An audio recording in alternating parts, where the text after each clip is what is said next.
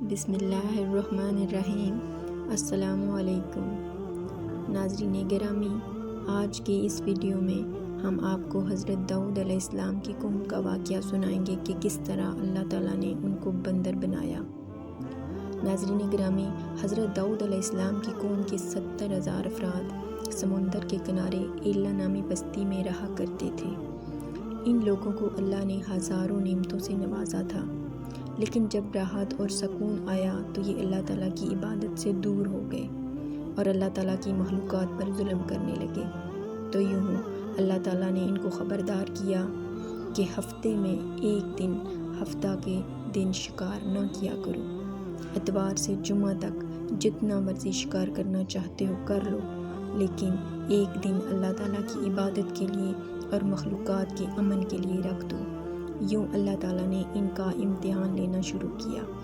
وہ اتوار سے جمعہ تک سمندر میں مچھلیاں پکڑنے لگے تو مچھلیاں زیادہ مقدار میں ہاتھ نہ آتیں، اور ہفتہ کے دن سمندر کو دیکھتے تو ان کو بڑی بڑی مچھلیاں نظر آتیں۔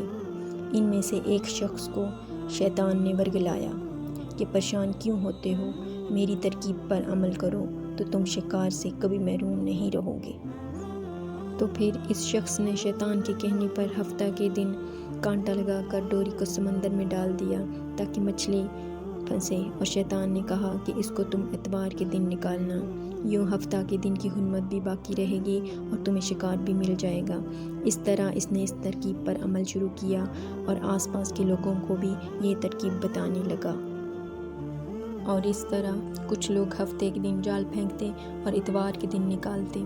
بعض لوگوں نے تو سمندر کے ساتھ نالیاں بنا کر چھوٹے چھوٹے تالاب بنا دیے تاکہ ہفتے کے دن جو مچھلیاں آئیں وہ ان تالابوں میں پھنس جائیں اور ہم اتوار کو پکڑ کر پکا کر کھائیں گے۔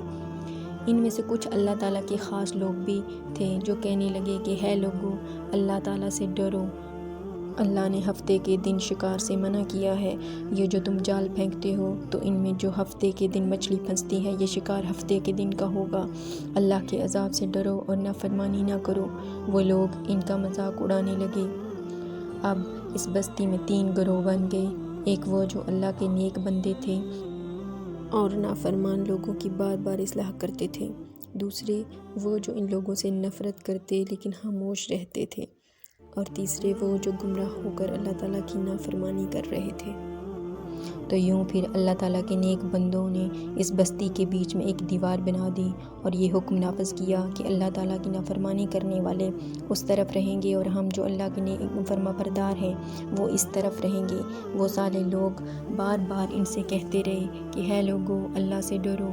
قوم سمود اور قوم لوط کا جو حشر ہوا اس کو یاد کرو اور اللہ تعالیٰ کی نافرمانی نہ کرو، ورنہ تم پر بھی عذاب آئے گا۔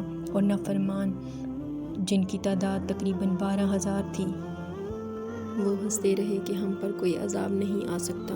تو پھر جیسے ہی وہ 2 گروہوں میں تقسیم ہو گئے تو وہ جو اللہ کے فرما بردار تھے ساری رات اللہ کی عبادت کرتے رہے اور اللہ تعالیٰ سے معافی مانگتے رہے، اور دوسرے وہ جو اللہ کے نافرمان بندے تھے وہ دیوار کی دوسری طرف پوری رات ہنستے رہے اور مذاق اڑاتے رہے۔ بس پھر جیسے ہی صبح ہوئی وہ نیک صالح انسان اٹھے تو انہوں نے محسوس کیا کہ دیوار کی اس طرف سے کسی انسان کی آواز نہیں آ رہی۔ جیسے ہی دیوار سے اس طرف چڑھ کے دیکھنے لگے تو سارے کے سارے لوگ بندر کی شکل میں تبدیل ہو چکے تھے اور بندروں کی حرکت کو انجام دے رہے تھے۔ وہ جو سالے لوگ دیوار سے ان بندروں کو دیکھنے لگے، ان سالے لوگوں میں سے جو ان کے رشتہ دار تھے، انہوں نے ان کے کپڑوں سے پہچانا اور چیخ چیخ کر رونے لگے، اللہ تعالیٰ سے معافی مانگنے لگے۔ لیکن جب اللہ تعالیٰ کا عذاب آتا ہے تو وہ ہو کر رہتا ہے۔ وہ 12,000 لوگ جو بندر بن چکے تھے وہ کچھ بھی کھا پی نہیں سکتے تھے، اور یوں 3 دن بعد وہ اس عذاب میں آ کر ہلاک ہو گئے۔ بے شک اللہ تعالیٰ ان لوگوں کو پسند نہیں کرتا جو اللہ تعالیٰ کی نافرمانی کرتے ہیں۔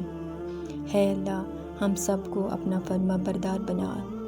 آمین ثم آمین۔ اللہ حافظ۔ اگر آپ کو میری یہ ویڈیو اچھی لگی تو پلیز لائک کیجیے اور شیئر کیجیے۔ اللہ حافظ۔